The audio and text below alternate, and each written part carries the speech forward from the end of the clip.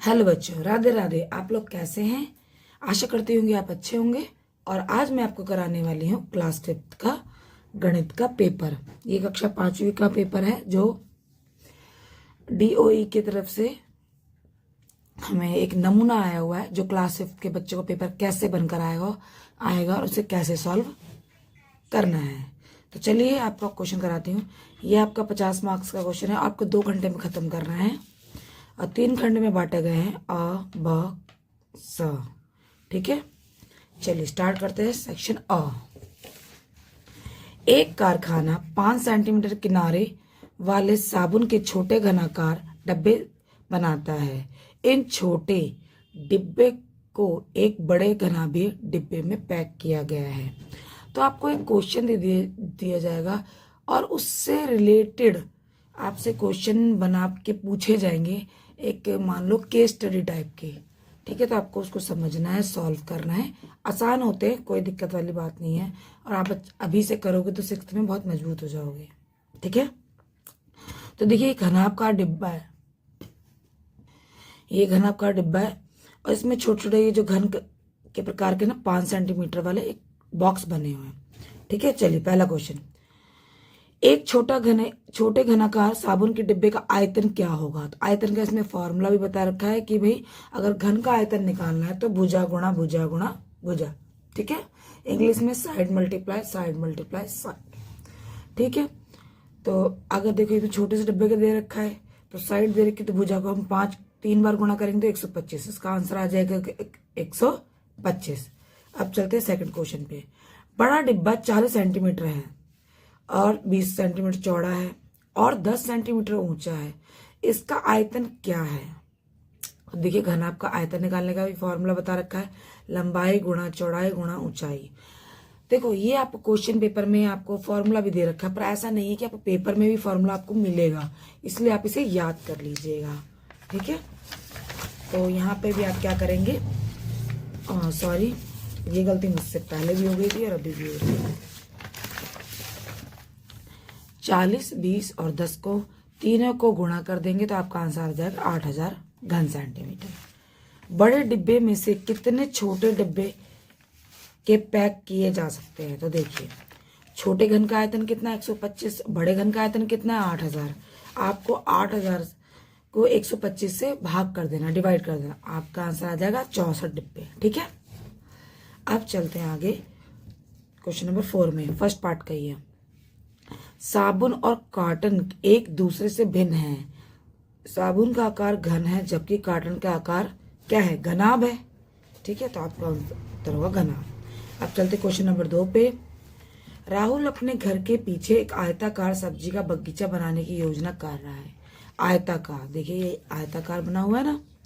बगीचे का अभिन्यास नीचे दिखाया गया है, भाई दिखाया गया है। यह बगीचा एक आयताकार है जिसकी लंबाई 15 मीटर, ऊंचाई 10 मीटर है, जैसा कि दिखाया गया। अब चलते इससे रिलेटेड क्वेश्चन पूछा जाएगा।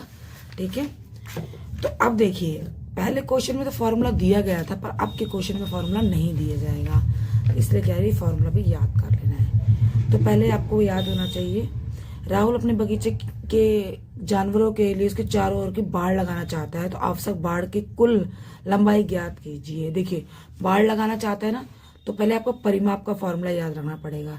परिमाप का फॉर्मूला होता है 2 ब्रैकेट लंबाई जमा चौड़ाई। तो लंबाई 15 है, चौड़ाई 10 है, दोनों को जोड़ दिया 25 और 2 से गुणा कर दिए तो आ गया 50। तो आपका उत्तर आएगा 50 मीटर। उस बगीचे का कुल क्षेत्रफल ज्ञात कितना है? अब देखो मैं क्षेत्रफल पूछा है, जहां राहुल अपनी सब्जी लगाना चाहता है। तो क्षेत्रफल निकालने का फॉर्मूला क्या होता है बताओ, किसी को पता है तो मैं बताती हूँ। लंबाई गुणा चौड़ाई, लंबाई गुणा चौड़ाई। तो लंबाई ये रही, चौड़ाई ये रही, इसे गुणा कर लो 150। आपका उत्तर आ जाएगा 150 वर्ग मीटर।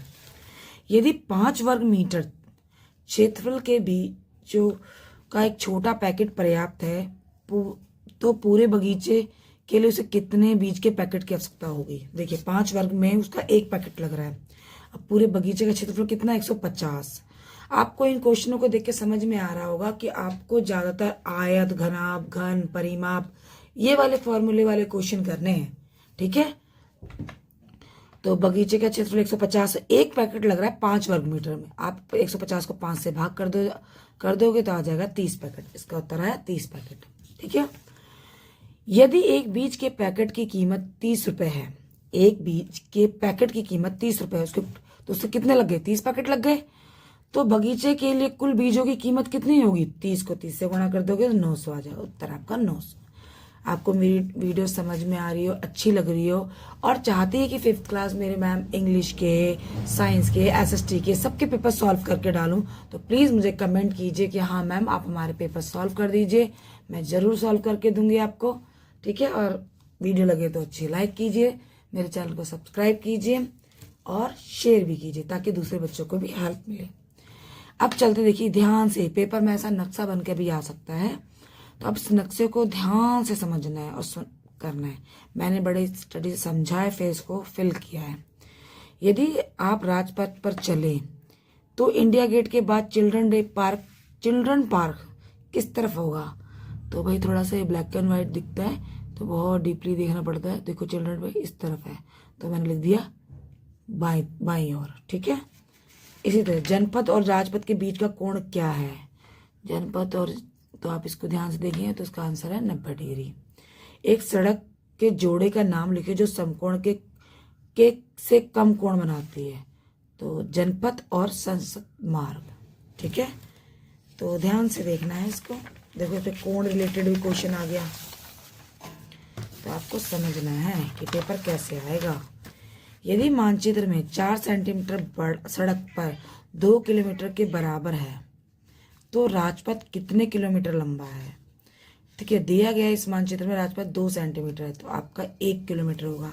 थोड़ा सा इसको ध्यान से आपको यहाँ पे देखना पड़ेगा, समझना पड़ेगा, तब जाके आपको इसका आंसर क्लियर होगा। ठीक है बच्चों। तो आंसर 1 किलोमीटर है। यदि मानचित्र में 2 सेंटीमीटर सड़क और 1 किलोमीटर के बराबर है तो बताइए मानचित्र में 6 किलोमीटर सड़क किसके 12 सेंटीमीटर के होगी? किसके होगी? 12 सेंटीमीटर के होगी। ठीक है। यदि आप इंडिया गेट पर खड़े होकर राष्ट्रीय स्टेडियम की ओर देख रहे हैं तो चिल्ड्रन पार्क आपको किस तरफ होगा? बाएं तरफ। ठीक है। अब चलते हैं क्वेश्चन नंबर 4 पे। आपका खंड बा आ गया। ये आपका 5 मार्क्स का है तो अच्छे से देना है, समझदारी से, और आसान है। देखिए 5 पैसे किससे होगा? 0.0 पैसे। 3/4 0.75 पैसे। 8 मिलीमीटर तो ये हो जाएगा 0.83 सेंटीमीटर। 2 एंड 50 पैसे तो 2 रुपये 50 पैसे। 9.10 तो 0.99। इसको आप करके देखिएगा तो आपका आंसर यही आएगा। अब चलते इसमें अथवा इन दोनों में से आप कोई एक कर सकते हो। भिन्न 5/100 को दशमलव रूप 0.5 होगा? नहीं, क्योंकि 1 और 0 आएगा। 8 मिलीमीटर को 0.8 सेंटीमीटर का समान है? हाँ वही समान होगा। संख्या 0.75 संख्या 0.8 से बड़ी है? नहीं, ये उल्टा छोटी है। 99 पैसे को 0.99 लिखा जा सकता है? हाँ लिखा जा सकता है। जब हम 12.05 लिखते हैं तो क्या 5.5 भाग होता है? तो नहीं, ऐसा नहीं होता है। ठीक है। वाक्य को पूरा करने के लिए बॉक्स में सही शब्द को चुनकर भरिए। ये भी 5 मार्क्स का है। एक सपाट आकृति जिसे मोड़कर 3D या त्रिआयामी वस्तु बनाई जाती है उसे नेट कहलाती है। आप याद भी कर लो बच्चों, ये पता नहीं होता है कई बच्चों को। ठीक है। एक फर्श का नक्शा किसी घर का डैश दिखाता है। फर्श का नक्शा उसका ऊपरी दृश्य दिखाता है। एक 3D चित्र जो किसी वस्तु की लंबाई, चौड़ाई, ऊंचाई को दर्शाता है उसे गहरा चित्र कहते हैं। ठीक है। एक घन, ये आपको मिलेंगे, आप इसमें से आसानी से दिमाग लगा के भर सकते हो। एक घन के 6 फलक एक समान, जैसे हाँ भाई घन के सारे फलक बराबर होते हैं, वर्ग भी बराबर होते हैं, समान होते हैं। एक घनाभ में डैश फलक होते हैं, 12 किनारे 8, तो हाँ 6 फलक होते हैं। ठीक है। अब चलते खंड 7 पे। ये आपका 3 मार्क्स का है। अब ये बस क्वेश्चन वाइज है, केस स्टडी नहीं है। एक दुकानदार 1350 के जूस के डब्बों को कार्टन में पैक करना चाहता है। यदि प्रत्येक कार्टन में ठीक 18 जूस के डिब्बे आ सकते हैं तो निम्नलिखित में प्रश्नों का उत्तर दीजिए। एक चीज बताती हूँ बच्चों, कभी लगे ना आपको कोई क्वेश्चन नहीं क्लियर हो रहा, नहीं समझ में आ रहा, तो कम से कम एक क्वेश्चन को 3 बार पढ़ो, आपको ऑटोमेटिक समझ में आ जाएगा। ये मेरा खुद का एक्सपीरियंस मैं आपको बता रही हूँ। ठीक है। तो कार्टन में पैक किए तो हमारे लिए अभी आसान है, पर एक 5वीं क्लास के बच्चों के लिए थोड़ा सा टफ हो जाता है, इसलिए क्वेश्चन को पढ़ो, 1 बार 2 बार 3 बार पढ़ो, समझ में आएगा। करना चाहिए। यदि प्रत्येक कार्टन में 18 जूस के डब्बे आ सकते हैं तो निम्नलिखित प्रश्नों का उत्तर दीजिए। देखिए, सभी डिब्बों को पैक करने के लिए कितने कार्टन की आवश्यकता होगी, तो आपको 18 से 1350 को आपको भाग करना है। यहाँ मैंने करके दिखाया, देखो ये ए सेक्शन का उत्तर है, तो आपको कितनी की जरूरत पड़ेगी, 75 की। यहाँ पे 75। अब बोल रहा है यदि प्रत्येक कार्टन में 900 में बेचता है, एक कार्टन को 900 में बेचता है तो सभी कार्टन को बेचकर कितना पैसा कमाएगा। 900 को हम 75 से गुणा कर देंगे तो उत्तर आ जाएगा 67,500, आई मीन 67,500। ठीक है, अब चलते क्वेश्चन नंबर 7 पे। नीचे दिए गए चित्र घनों को जोड़कर बनाई गई आकृति का ऊपर से दिखने वाला दृश्य दिखाइए। तो देखिए, नीचे दिए गए स्थान को, इस आकृति को गहरा चित्र 3D बनाए, तो इसका गहरा 3D ही बोलेंगे। इस आकृति में बनाए हुए कुल घनों की संख्या कितनी है, तो 1 2 3 4 1 5। ठीक है, तो यहाँ पे आपका 7 क्वेश्चन भी खत्म होता है। अब चलते हैं आपके 8 क्वेश्चन पे। पेपर अगर करके जाओगे ना बच्चों, बहुत इजी लगेगा पेपर कि हाँ हमने करा हुआ है। ठीक है, एक शिक्षक ने कक्षा 5 के विद्यार्थियों से उनके पसंदीदा खेल के बारे में पूछा, और देखो ये आप पूछा भाई, एक चित्र भी बना दिया। अब कितने छात्रों ने क्रिकेट को अपना पसंदीदा खेल चुना भाई, क्रिकेट को 14। सबसे कम छात्रों को कौन सा खेल पसंद आया भाई, बैडमिंटन।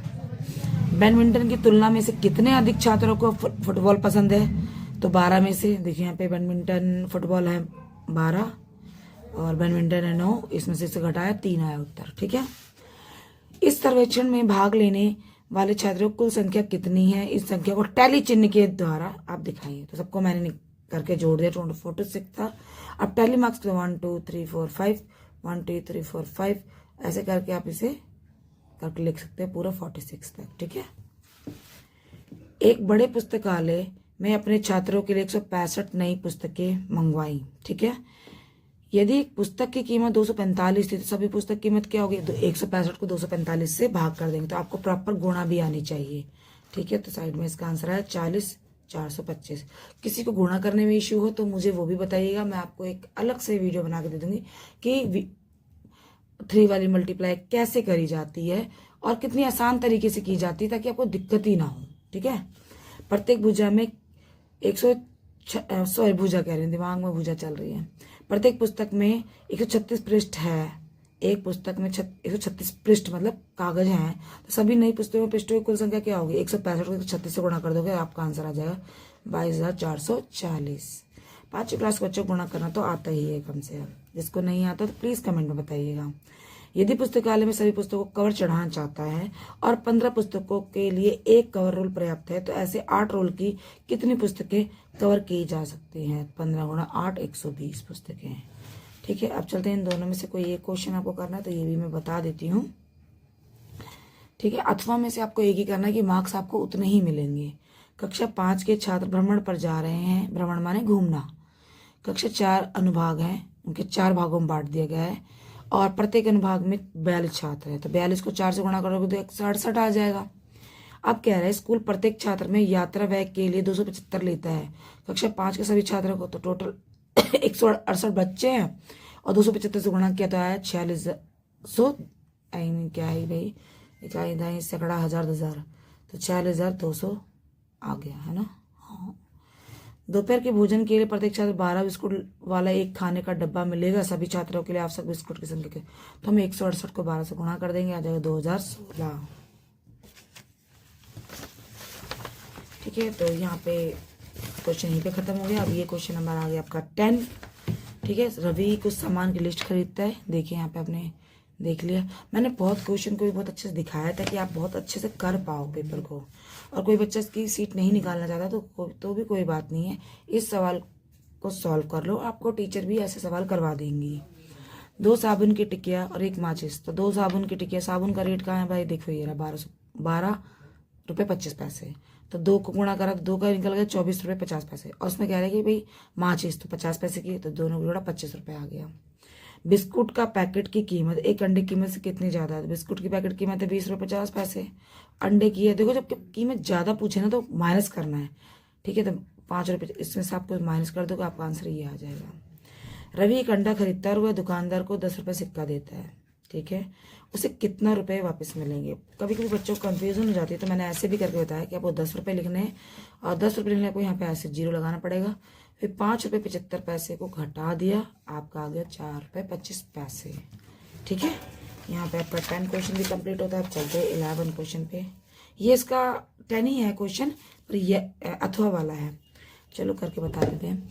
मीरा अपने स्कूल में क्राफ्ट प्रोजेक्ट पर काम कर रही है। उसने अलग अलग सामग्री नापनी, काटनी और खरीदनी है। निम्नलिखित गणनाओं में उसकी मदद करेंगे। वह जिस छोटे सजावटी मनके का इस्तेमाल कर रही है उसकी लंबाई 8 मिलीमीटर है। मनके की लंबाई सेंटीमीटर में कितनी होगी। तो सबसे पहले आपको ये पता होना चाहिए कि 1 सेंटीमीटर में कितने मिलीमीटर होते हैं। तो 10 होते हैं। तो यहाँ पे 8 मिलीमीटर देखा, तो 8 को 10 से डिवाइड कर दिया, 10 से भाग कर दिया, 0.8 सेंटीमीटर आ गया। उससे 95 सेंटीमीटर लंबा रिबन का एक टुकड़ा काटना। यह लंबाई मीटर में लिखी है। देखो उसके पास 95 सेंटीमीटर है और 1 मीटर में 100 सेंटीमीटर होता है। देखो 100 सेंटीमीटर में 1 मीटर होता है, यहाँ 95 है। इसको इससे भाग किया, 0.95 आ गया। यहाँ पे से 100 में से इसको माइनस कर दिया।